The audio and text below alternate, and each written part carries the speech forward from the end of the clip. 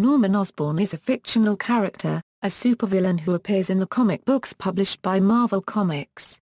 The character was created by writer Stan Lee and artist Steve Ditko, and first appeared in The Amazing Spider-Man number 14. Although many have taken up this identity, he is the original and most well-known Green Goblin. Originally an amoral industrialist head of Oscorp and Harry Osborn's father, he took a serum which enhanced his physical abilities and intellect but also drove him to insanity. He adopted a Halloween-themed appearance, dressing in a goblin costume, riding on a bat-shaped Goblin Glider, and using an arsenal of high-tech weapons, notably grenade-like pumpkin bombs, to terrorize New York City.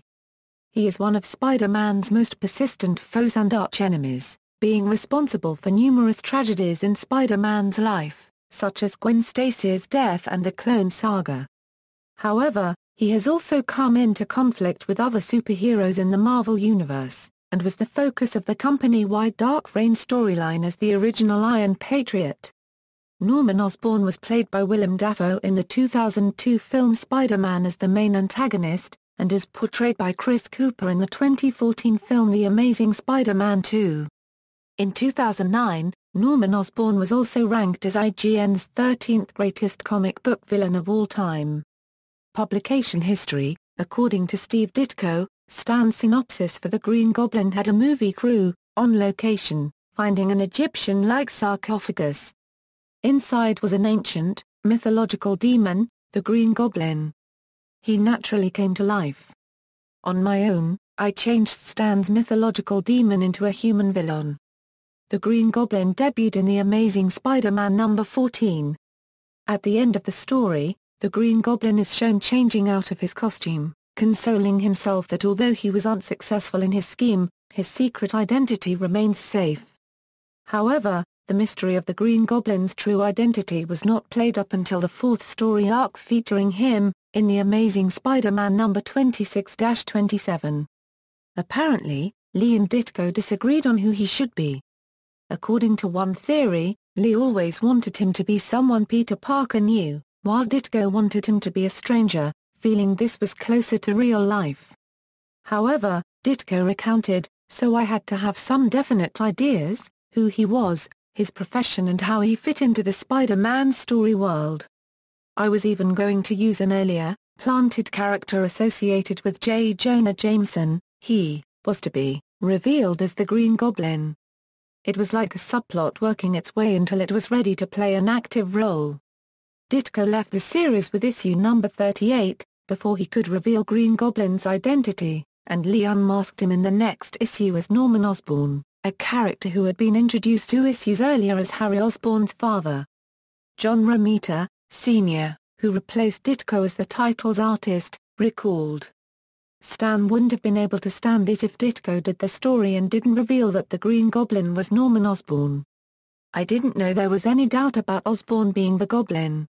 I didn't know that Ditko had just been setting Osborn up as a straw dog. I just accepted the fact that it was going to be Norman Osborn when we plotted it. I had been following the last couple of issues and didn't think there was really much mystery about it.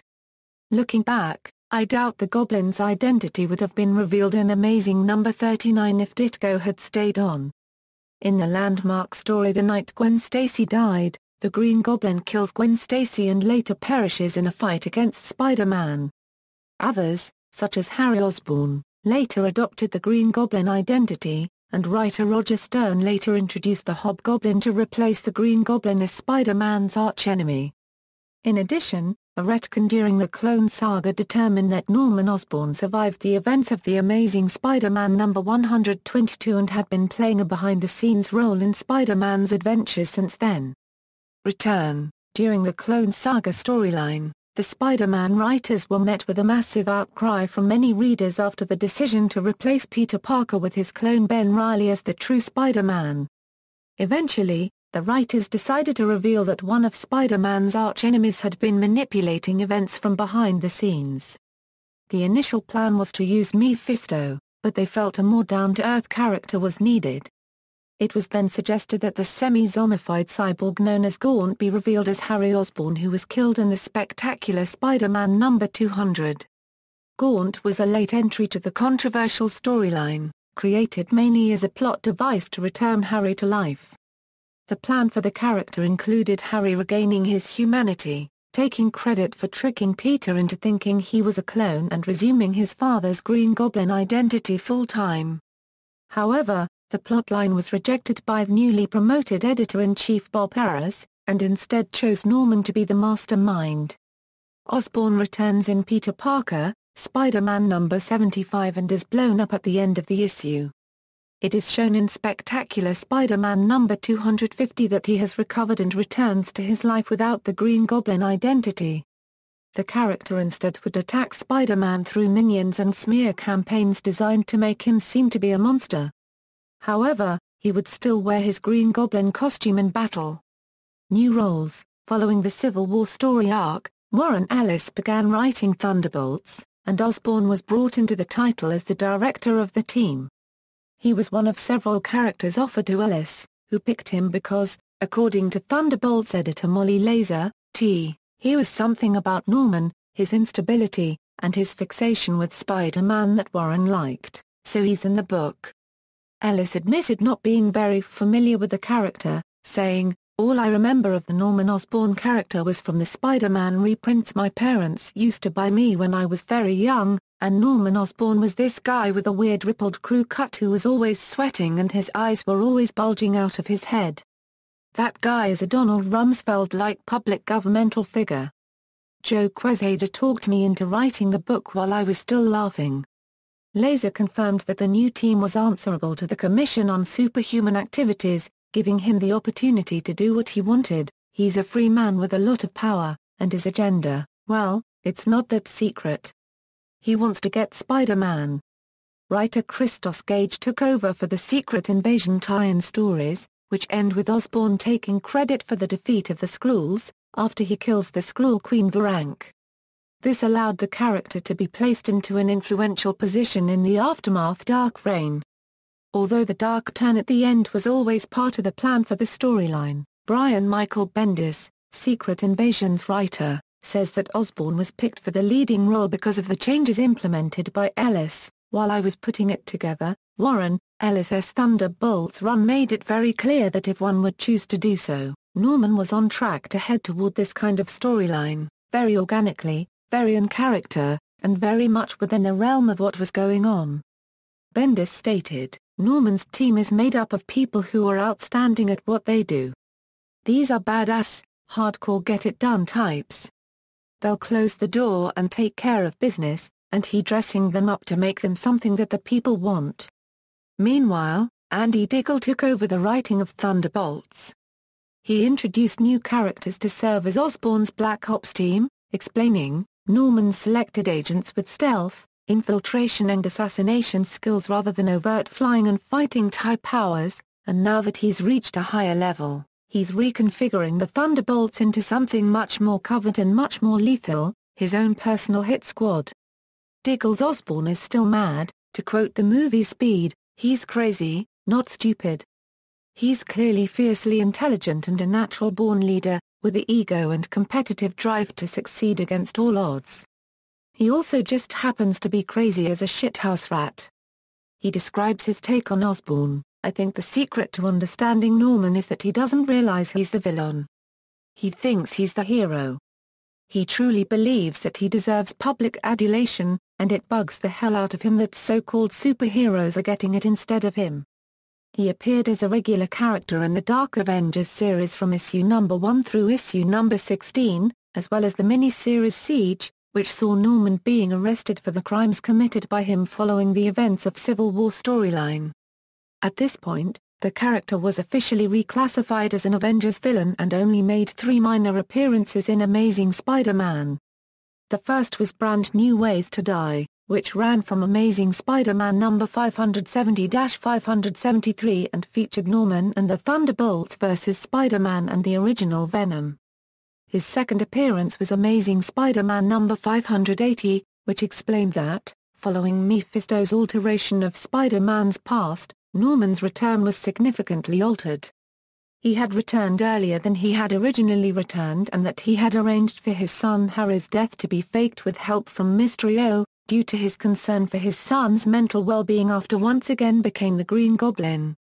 His final appearance was in Amazing Spider-Man No. 595-599. In this storyline, Norman attempts to convince his son to become a superhero so that he can kill him off and exploit his demise. It also revealed that he was sleeping with the supervillain Menace, with Norman believing that the villain's child she was carrying was his. A 5-issue miniseries followed, written by writer Kelly Sue DeConnick and artist Emma Rios. The miniseries would lead into a dual storyline running in the pages of New Avengers No. 17-24 and Avengers No. 18-24, in which the character formed a new version of the Dark Avengers and ultimately garnered new powers, having turned himself into a super-adaptoid. Fictional character biography. Early life. Norman Osborn was born in New Haven, Connecticut as the son of industrialist Ambrose Osborn. Although Ambrose was a brilliant student in the fields of science, after losing control of his company he became an alcoholic and was physically abusive toward his family. Norman quickly came to despise his father, resolving to be a better breadwinner, while developing early homicidal tendencies as a means of relieving the stress of his father's abuse. In college, where he studies chemistry and electrical engineering, Norman meets his sweetheart Emily, gets married, and eventually has a son whom he names Harry.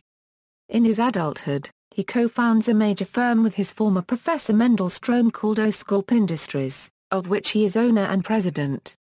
However, Emily becomes ill and dies when Harry is barely a year old. This tragedy pushes Norman to work harder, leading him to emotionally neglect Harry. Hoping to gain more control of Oscorp Industries, Osborn accuses Strohm of embezzlement and has him arrested. Norman then searches Strohm's possessions, discovering an experimental strength intelligence enhancement formula. When Osborn attempts to create the serum, it turns green and explodes in his face. The accident greatly increases his intelligence and physical abilities, but also drives him to destructive insanity. The Green Goblin. Norman Osborn adopts the identity of the Green Goblin with the goal of becoming boss of the city's organized crime. He intends to cement his position by defeating Spider-Man. Acting on his own as the Green Goblin, or through his employment of other supercriminals such as the Headsman, he would bedevil Spider-Man many times but fail to achieve his goal. Strohm returns from prison and attempts revenge with an army of robots, but Osborn is saved by Spider-Man, and Strohm apparently dies of a heart attack. In order to discover his secret identity, Osborn exposes Spider-Man to a gas that nullifies his spider sense. This allows Osborn to stalk Spider-Man until he learns that he is college student Peter Parker, a classmate of Harry's. Osborn attacks Parker in his civilian identity, knocks him out with an asphyxiation grenade, and takes him to his waterfront base. After he unmasks himself to his captive, Parker goads him into recounting how he became the Green Goblin, giving him enough time to break free. In the ensuing battle Spider-Man accidentally knocks Osborn into a mass of electrical wires, wiping out his memory. To avoid shame coming to Harry, Spider-Man destroys the Goblin costume in the resulting fire and tells the authorities that Osborn lost his memory while helping defeat the Green Goblin. Osborn is troubled by repressed memories of the Green Goblin and Spider-Man. A presentation on supervillains by NYPD Captain George Stacy restores Osborn's memory, but after a brief return to his Green Goblin persona, in which he abducts Parker's friends and threatens Parker's elderly Aunt May, he is exposed to one of his own psychedelic bombs, inducing another amnesia spell. Later Osborn stumbles upon an old Green Goblin hideout which again restores his memory. However, the shock of seeing his son Harry Osborn hospitalized, overdosed on drugs, causes Osborn's amnesia to return yet again. After his memory returns yet again, the Green Goblin kidnaps Parker's love, Gwen Stacy, and takes her to a bridge. During Spider-Man's rescue attempt, Osborn knocks her off the bridge to her death.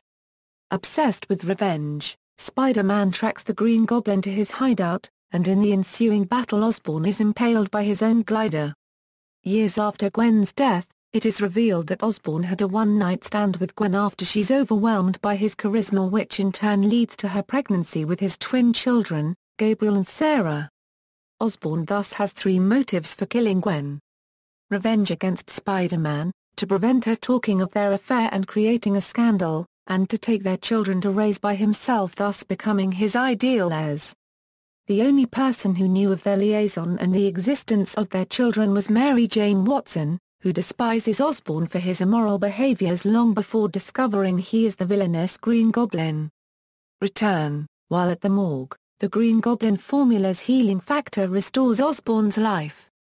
Osborn, no longer suffering from bouts of amnesia, escapes from the morgue and goes to Europe, where he can move freely and unnoticed.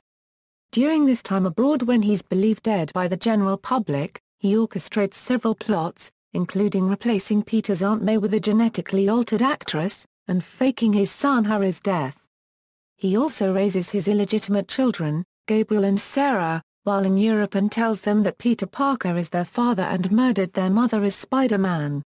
Most significantly, however, he utilizes his fortune to build a vast network of criminals, spies, dupes and co-conspirators to help engineer what would be an almost impossibly complex and meticulously planned plot to destroy Peter Parker's life. To achieve this, he becomes the leader of the Skrull Cabal, which he utilizes to carry out revenge on Parker using Sword Trainer, Judas Traveler, the Jackal, and Mendel Stromm, who is now the cyborg-like Gaunt, as his pawns. It is this group of individuals who become crucial in duping Parker into thinking a clone created by the Jackal and dubbed Ben Reilly, is actually the real Peter Parker.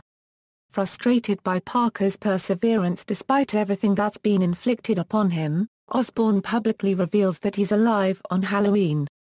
During the destructive battle that ensues, Osborn attempts to kill Parker by impaling him with his Goblin Glider. Reilly sacrifices himself to save Parker, and when he degenerates upon death as all clones do, Parker learns the truth that he's the original Peter Parker. During this same time, Osborn may or may not have murdered or abducted Peter and Mary Jane's newborn daughter. The returned Osborn regains control of his business and also buys out the Daily Bugle, humiliating former friend and societal peer J. Jonah Jameson, who no longer has control over his newspaper. He also torments Ben Urich and demands a retraction over Urich's expose of his time as the Goblin. However, he saves his most sadistic treatment for Peter Parker, acting not only as a constant reminder of all the pain he's inflicted on him over the years, but a looming threat that could strike at any time. The pressure eventually makes Peter snap, and as Spider-Man he savagely beats a civilian and non-resistant Norman Osborn in front of his CCTV, which causes him to be wanted again. For a time, he retires his costumed persona and uses a Goblin stand-in so as not to be suspected of being the Green Goblin. This fifth Goblin kidnaps Norman's grandson, Normie, and clashes with a wanted and injured Spider-Man. He also crosses paths with Roderick Kingsley, the original Hobgoblin, and initiates a hostile takeover of the latter's corporate empire in retaliation for raiding the Goblin arsenal and identity. Osborn joins a cult hoping to receive great power, but instead goes further into madness, threatening the world with genetic bombs. It's during this time, Peter learns his Aunt May is alive and an actress under Osborn's employ died in her place. Osborn is so far gone he hallucinates unmasking and killing Peter, who in reality easily defeats him, but he is rescued from custody by his Skrulls. A few months later, Osborn, while still highly unstable, has partially regained his sanity with the help of antipsychotic drugs. He comes to see Parker as the son he had always wanted and attempts to have Parker take on the Goblin mantle using physiological torture, but ultimately fails. Osborn's next plan involves using a drunken Flash Thompson to drive a truck into Midtown High School, resulting in an accident that causes Thompson brain damage. This successfully enrages Parker into what Osborn anticipates will be a climactic battle. During this confrontation, an emotionally weary Parker tells Osborn he is tired of this round delay, and declares a truce. Osborn's identity as the Green Goblin is revealed to the public through an investigation by the Daily Bugle after Osborn murders one of its reporters. After a battle with Spider-Man and Luke Cage, Osborn is arrested and sent to prison for the first time. Osborn masterminds a plot that forces Spider-Man himself to help him escape. Osborn escapes to Paris but is apprehended by SHIELD agents. Rise and Fall. Osborn attempts to distance himself from his Green Goblin persona after being prescribed medication. During the civil war over the Superhuman Registration Act, Osborn is appointed director of the superhero team the Thunderbolts, now tasked to apprehend anyone who resists registering. While in this capacity, he directs the Thunderbolts to apprehend or kill Spider-Man, but because of a recent mind wipe he does not remember that Spider-Man is really Peter Parker. In the end, Spider-Man manages to evade this coordinated attack and escape. During the secret invasion by the shape-shifting alien race the Skrulls, Osborn kills the Skrull Queen Varank, leader of the invasion, by shooting her. He leverages this widely publicized success in defeating the Skrulls to replace Iron Man as director of SHIELD, which he in turn replaces with a paramilitary force he uses to advance his agenda, while using his public image to start a new team of Avengers using some of the former members of the Thunderbolts, Moonstone, Bullseye and Venom, as well as Daken, Nova, Ares and Sentry whom Osborn manipulates into helping further his cause. Osborn himself leads the team as the Iron Patriot L, a suit of armor fashioned by himself after Iron Man's armor with Captain America's American flag colors. Osborn simultaneously forms an alliance called the Cabal with Dr. Doom, Emma Frost, Namor, Loki and the Hood, but this alliance quickly falls apart when Namor and Frost betray the Cabal to aid the X-Men. His attempts to exert his authority are increasingly jeopardized by various superheroes. Tony Stark tricks Osborn into attacking him while Stark was suffering from brain damage in his original suit of armor, thus showing Osborn brutally assaulting a man physically and mentally incapable of even attempting to strike back. The New Avengers use a tracking device Osborn had planted in Luke Cage to trick Osborn into blowing up his own house. Osborn then creates a rationale to invade Asgard, claiming it poses a national security threat. During a pitched battle with several superheroes, the Sentry causes Asgard to fall to Earth. In the middle of Osborn's fight with Steve Rogers, Stark removes the Iron Patriot's armor remotely, revealing Osborn's green face paint with green paint to create a goblin-like look. He tells them they are all dead as the Void is released. Osborn knocks out Rogers and tries to escape, but is captured by Volstagg, and is incarcerated in the Raft Penitentiary, where he blames his Green Goblin alter ego for ruining his chance to protect the world. Prison Break. When transferred to a secret underwater government base, Osborn takes steps to ensure his release from prison, where he meets June Covington and Aya Paik. He uses a group of followers as the Green Goblin cult to break out with the aid of corrupt senators, planning to turn himself in after killing his fellow escapees, setting him up as a champion of the judicial system. After the breakout he awaits his trial in a new prison, this one controlled by his cult members. Using his staged persona as a voice for the disenfranchised, Osborn plans to regain the Iron Patriot armor and creates new Dark Avengers, June Covington, Aya Paik, Barney Barton, Scar, Superior, Gorgon, and an AIM rebuilt Ragnarok. In the team's first fight with the New Avengers, Osborn reveals he has the Super Adaptoid's powers and declares himself the head of world security and orders the Avengers arrested for war crimes. Revealing himself as Captain America's double agent, Scar betrays Osborn, allowing the Avengers to dogpile Osborn's body. This overloads him with superpowers, placing him in a coma. AIM and Hydra pick up his leftover resources and HAMMER is disbanded. Later, after Hobgoblin returns to New York, a nurse and doctor are called to Norman's hospital room only to find him gone. The Goblin King. When the children that work for Vulture are discussing what to do after Superior Spider-Man had brutally defeated Vulture, Green Goblin approaches them and tells them that he will be the one that crashes Superior Spider-Man. Green Goblin is later shown having gathered a new gang of followers together in the sewers formed from discarded members of other villains' gangs. The henchman, having escaped as Superior Spider-Man, is more focused on the larger threats where the original Spider-Man would focus on individuals. As he builds this army to attack Superior Spider-Man, Green Goblin takes up his new alias of the Goblin King. The Han ninjas that evaded capture made it to the sewers and joined up with Goblin King's Goblin Underground.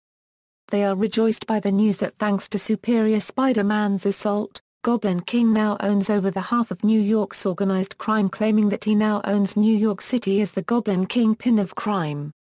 With the help of Menace, the Goblin King later releases Phil Urich from a prison transport and upgrades his armor and weapons. Goblin King asks only that Urich dedicate his only identity from here on as the Goblin Knight. Goblin King trains Goblin Knight, anxious to confront superior Spider-Man. Goblin King later poses as Hobgoblin and is sighted by some of the Spiderlings. Upon Carly Cooper being brought to the Goblin King's lair by Menace, he receives Carly's journal from Menace, which reveals to him that Dr. Octopus' mind is in Spider-Man's body. Goblin King later douses Carly with the Goblin formula, causing her to mutate into a new superhuman villain whom he dubs Monster. He demands to know Spider-Man's identity, but Monster first asks Goblin King to reveal his own identity. Goblin King assures her he is Norman Osborn, but refuses to remove his mask until she has proven herself a loyal follower, and dispatches her and Menace on a mission.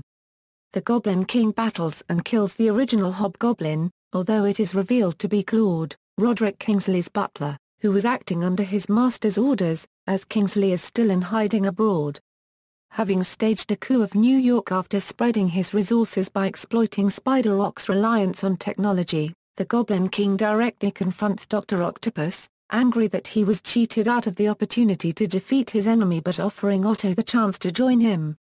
Otto rejects the offer, but when he finds that he cannot win against the Goblin King's resources, with his new allies having abandoned him, and with his faith in his own abilities gone, he sacrifices himself to restore Spider-Man's mind. When Spider-Man arrives for the final confrontation, Goblin King quickly realizes that Peter Parker is back in control when he responds to his nemesis' taunts with his own trademark wisecracks. In the duel that follows, Spider-Man unmasks the Goblin King and learns that Osborn has undergone plastic surgery and is now acting as the CEO of Alchemax, intending to re-establish himself as businessman Mason Banks now that Norman Osborn has become too publicly known as a supervillain. Spider-Man defeats and strips the villain of his powers with a serum devised by Otto, but Osborn manages to escape through the discreet aid of Liz Allen. In hiding once again, Osborn reflects that the various heroes will be unprepared for him when he returns with his new identity and approach as a businessman, no longer afflicted with a mental illness associated with the Goblin formula. Powers, abilities, and weaknesses. Norman Osborn was turned into the Green Goblin by a chemical solution he had devised based upon a formula originally conceived by Professor Mendelstrom. The process granted Osborn superhuman agility, strength, speed, stamina, and dexterity. In addition to these physical advantages, the serum also greatly enhanced Norman's already above-average intellect, making him a bona fide genius capable of making breakthroughs in advanced areas of genetics, robotics, engineering, physics and applied chemistry. The Goblin formula is also said to have driven Osborn insane. Defects in his personality were strongly augmented by the serum, resulting in dangerous mood swings and hallucinations. Weapons of the Green Goblin. Weapons is the Iron Patriot. During the events of the Dark Reign storyline, Osborn created the identity of the Iron Patriot to cement his standing as a hero. As the Iron Patriot, he utilized an outdated version of Iron Man's armor painted in Captain America's colors. The armor featured superhuman strength, enhanced durability, flight, magnetic impact blasts, heat-seeking missiles, miniaturized lasers, flamethrowers, and a communications system housed in his helmet which allowed him to interface with any US-controlled satellite or computer network. While the original Iron Man armor utilized repulsor technology, Osborn's design does not. Stark destroyed all but one repulsor, and stated that Oz is too stupid to make his own repulsor-based weapons system. The star-shaped uni-beam projector on his chest, because of its shape, also has a less powerful output than that of the original Iron Man model. Powers and weaknesses as the super-adaptoid. Following his time in prison, AIM scientists converted Osborn into a super-adaptoid, capable of absorbing the abilities of any mutant, mutate, alien, android or other such superpowered being by touching them. In this form he possessed considerably increased strength and durability. Where he was once approximately as strong as Spider-Man, he now possessed sufficient strength to overpower and throw Luke Cage a significant distance away from him. He could also levitate, and he was able to defeat the Vision in an aerial conflict between the two. He is known to have absorbed the abilities of Luke Cage, Vision, Red Hulk and Protector, and it is suggested that he also absorbed the abilities of his current Dark Avengers. In his final form, his body grew to the Hulk size, and like Hulk he was capable of creating shock waves by hitting the ground or smashing his hands together. His durability was sufficient to withstand the combined attacks of all the Avengers, and he demonstrated remarkable healing abilities, recovering in seconds after Daisy Johnson used her powers to make his heart explode. He could also turn intangible by manipulating his density, as the Vision does. However, Osborn had no control over his super-adaptoid abilities. He would automatically absorb the powers of any superhuman he touched, even if he did not consciously want to. He was also limited in how many powers his body could hold, as the AIM scientists warned him that absorbing too many powers at once could overload his systems. In the end, he inadvertently absorbed the abilities of all the Avengers and New Avengers when they all touched him at once, and the unstable combination of their multiple different powers caused significant damage to his body chemistry, resulting in him becoming comatose. Mental illness and other weaknesses. Norman Osborn has consistently been depicted with several unusual weaknesses related to his psychosis and to his personality. He suffers from manic depression, has a pronounced narcissistic personality disorder comorbid with severe antisocial psychopathic traits, and in some depictions, a multiple personality disorder.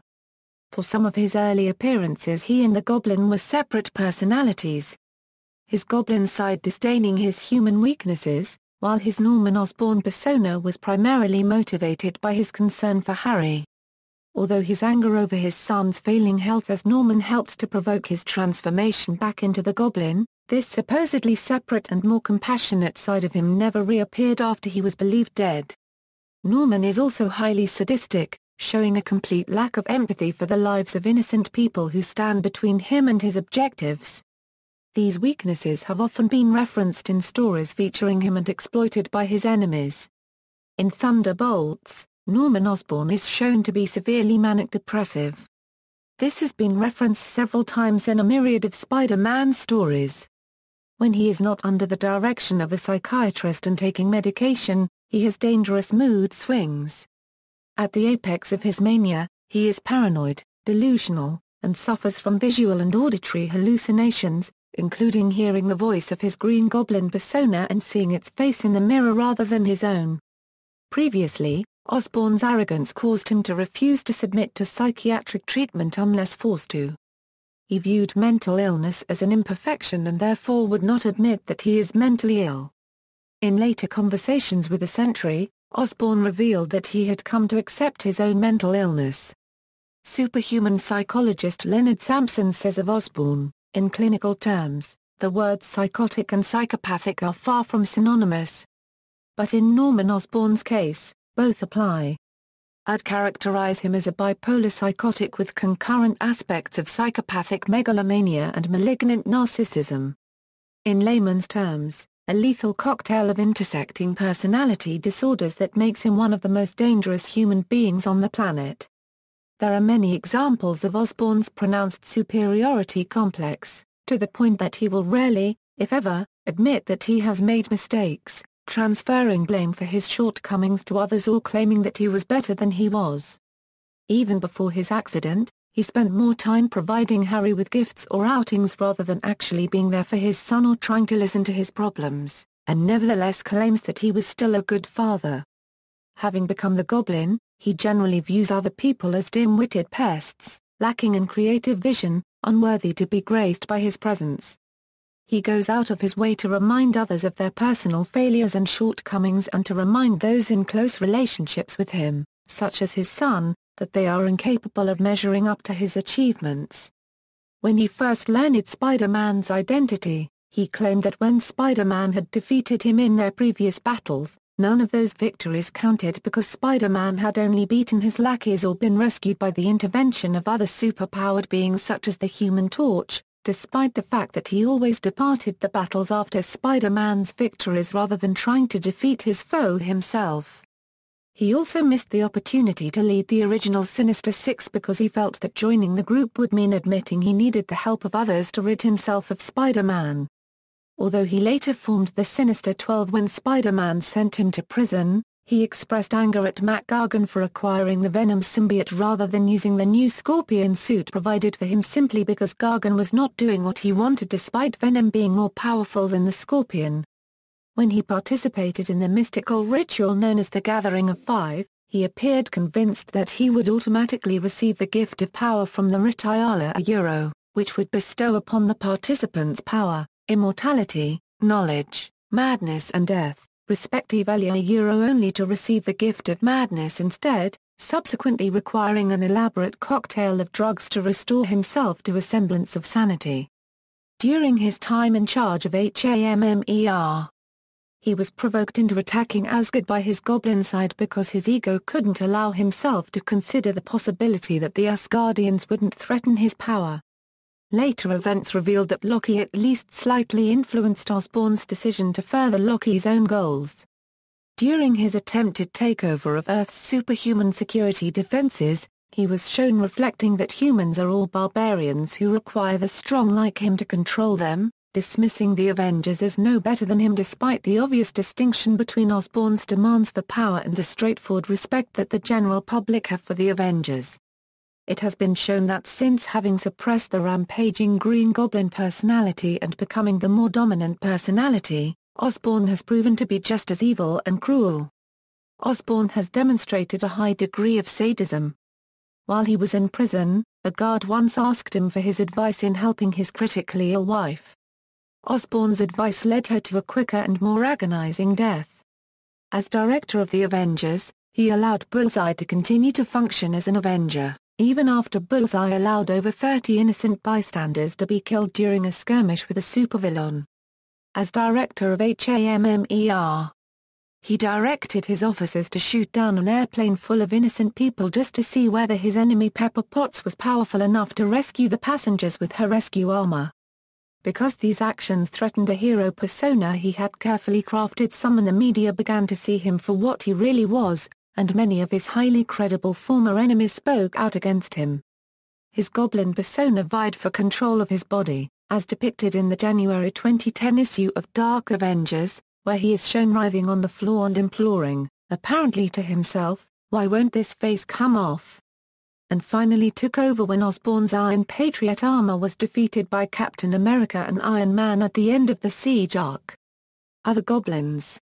While Norman Osborn was presumed dead, several other villains and one hero took up the Green Goblin mantles. Other villains have also created separate, but similar, goblin identities. Other versions. This article describes the Norman Osborn of Earth 616, which is considered the primary version of the Marvel Universe. However, there exists parallel Norman Osborns in alternative timelines and dimensions. In most of them, he still embodies the role of a ruthless antagonist and foil for his respective alternate Spider-Man. In other media, Norman Osborn has appeared in many Spider-Man-related media, albeit usually appears as Green Goblin but occasionally appears within other Marvel media separately. References.